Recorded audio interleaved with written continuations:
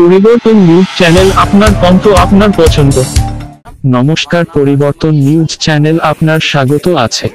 নতুন আপডেট জন্য চ্যানেলকে লাইক, সাবস্ক্রাইব ও কমেন্টস করুন। আজকে পি আপডেট। আজ জৈন সংঘ পার্টি পশ্চিমবঙ্গ লোকসভা নির্বাচন প্রতিদ্বন্দ্বীর জন্য প্রস্তুত হতে চলেছে।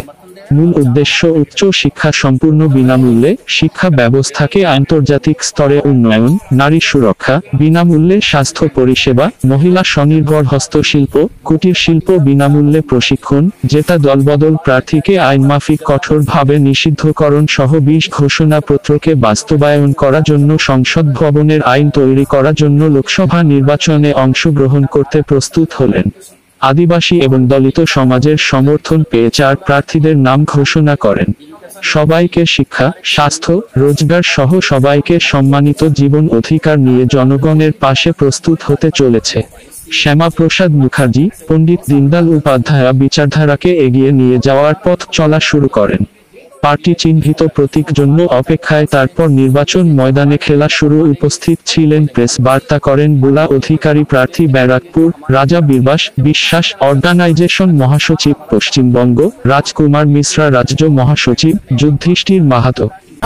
हमारा नाम राजकुमार मिश्रा, जनसंघ पार्टी के जनरल सेक्रेटरी। मैं खुद नहीं खड़ा रहा हूँ। अभी फिलहाल पूरे पश्चिम बंगाल में 4 कैंडिडेट हम लोग और ये 4 हम लोग आदिवासी कुर्मी समाज को समर्थन दे रहे हैं। जो अजीत महतो का पार्टी है उनको लेकर 4 को समर्थन दे रहे हैं और 4 हमारा कैंडिडेट अभी खड़ा है।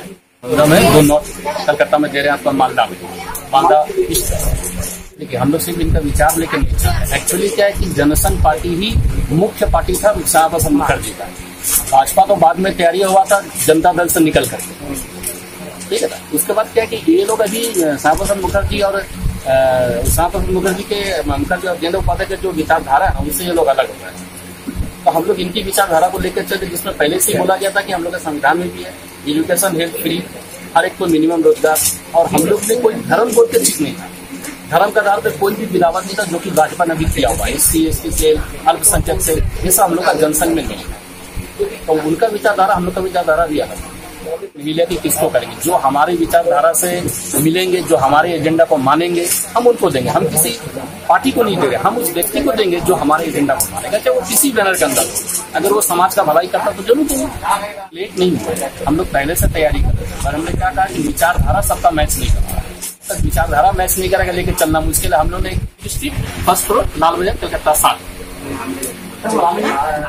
যুধিষ্ঠির মাহাতো, আদিবাসী কর্মী জেলা স্টেট কমিটি প্রেসিডেন্ট আছি। স্টেট কমিটি, পশ্চিমবঙ্গ রাজ্য কমিটি। এমনি আমরা রাজবংশে দেখা করতে এসেছিলাম, সেখানে এদের একটা প্রেস মিট ছিল আগে থেকে শিডিউল। সেই সুযোগ যখন পৌঁছে গেছি তার সাথে কথাবার্তা হলো। আমরা দিয়েছি কোথায়, পুরুলিয়া, ঝাড়গ্রাম, বাঁকুড়া, 3 জায়গায়। হ্যাঁ, কি এজেন্ডা থাকবে এখানে? এখানে মূল এজেন্ডা হচ্ছে যে আমরা 1950 সাল পর্যন্ত আদিবাসী তালিকাভুক্ত ছিলাম কুর্মী জনজাতি হিসাবে। আজকে আমাদের 1950 সালের পর থেকে তাকে বাদ দেওয়া হয়েছে। কেন বা তাকে বাদ দেওয়া হয়েছে তার কোনো বিজ্ঞপ্তি জারি করেনি সরকার।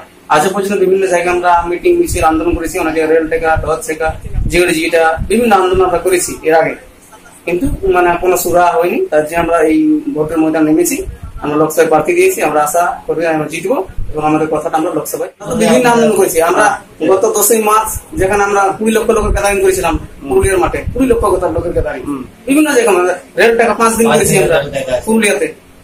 এর আগে 2024-22 করেছিলাম দিল্লির মহাপ্রণাম করছি আমরা। দিল্লি বলতে সারনা ধর্মের লোক, সারনা ধর্ম সাঁওতাল সমাজ থেকে করেছিল। আমরা কুর্মী সমাজ থেকে করেছিলাম।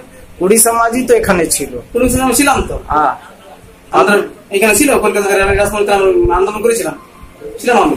যে ভাষা এবং সংস্কৃতি যেটা অবলুপ্তির পথে, সরকার সেটাকে সংরক্ষণ করছে না, সেটা আমরা সংরক্ষণ সময় তার জন্য আমরা টোটো যাবো। আমাদের যে জল জমি জঙ্গল আর পুরুলিয়ার বালি কলকাতাতে বিকৃত হচ্ছে, আমাদের ক্ষেতের বালি হচ্ছে, আমাদের নদীতে বালি হচ্ছে, আমরা পাচ্ছি না। এই বিষয়ে আমরা জনজনের পাশে করবি না। ওদের তো আদর্শ আলাদা, আমাদের নীতি আদর্শ আলাদা। আমাদের যেমন রঘুনাথ মাহাতো, আমাদের বিরসা মুন্ডা, আমাদের এই আদিবাসী যে কল্যাণ দপ্তরে ছিলেন, যারা আদিবাসী মুক্তির যারা লড়াই করেছিলেন, তাদের সাথে আমরা আছি। যেটা আমাদের মৌলিক অধিকার আমরা পাইনি, যেটা হচ্ছিল টোটাল ফ্রি এডুকেশন সবার জন্য। এটা ছোট ছোট কান্ট্রি পর্যন্ত দিচ্ছে, কিন্তু আমাদের এত বড় ভারতবর্ষ, এত বড় দেশ আমরা দিতে পারছি না। এখানে শিক্ষাটা পুরো ব্যবসা। আমরা চাইছি গভর্নমেন্ট এটা ঠিক করুন, ইচ এন্ড এভরি সবাই মানে ইকুয়াল এডুকেশন ফ্রি ভাবে পায়, কোনটা একদম লস মানে নিচে থেকে নিয়ে টপ টু বটম বরং ক্যান্ডিডেট সবাই মিলে দেয়, বা যে ক্যান্ডিডেট যেই দলের জিতে যায় এটা সুনিশ্চিত করতে যে আমরা একটা কর্ম করার চেষ্টা করবো। এবং হেলথ কিন্তু আমাদের টোটালি ফ্রি পাওয়া উচিত, যেটা আমাদের কোনো গভর্নমেন্ট এখন যদি ফ্রি হেলথটা আমরা পাই তাহলে আয়ুষ্মান কার্ড বা আমাদের স্বাস্থ্য কার্ডের দরকারই করে, আর এটা অনেক দেশ দিচ্ছে কিন্তু আমরা ভাগ শুনতে পাচ্ছি।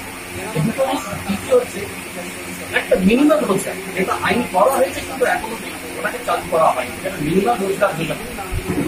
এই ব্যাপার প্রশ্ন আমাদের প্রত্যেকটা টিচার চেষ্টা করবো যে লোকসভা এরিয়াতে যান যেখানে আমার ক্যান্ডিডেট বড় বা নাই, এটা অন্য ক্যান্ডিডেট বা কোনো চাপ করবে পাবলিক কাছে যে ডিমান্ডটা জনসংখ্যা করতে তা আপনারা বুঝছেন না। আমাদের এরিয়াতে তার মতো থেকেই আছে যে আপনার বিধানসভা এরিয়াতে একটা করে মহিলা থানা হওয়া দরকার, 24 ঘন্টা মহিলা পুলিশ পাওয়া দরকার, আর মহিলাদের রোজগার নিয়ে মানে মহিলাদের নিয়ে আমাদের অনেক প্রকল্প আছে। আমার নাম লীলা অধিকারী।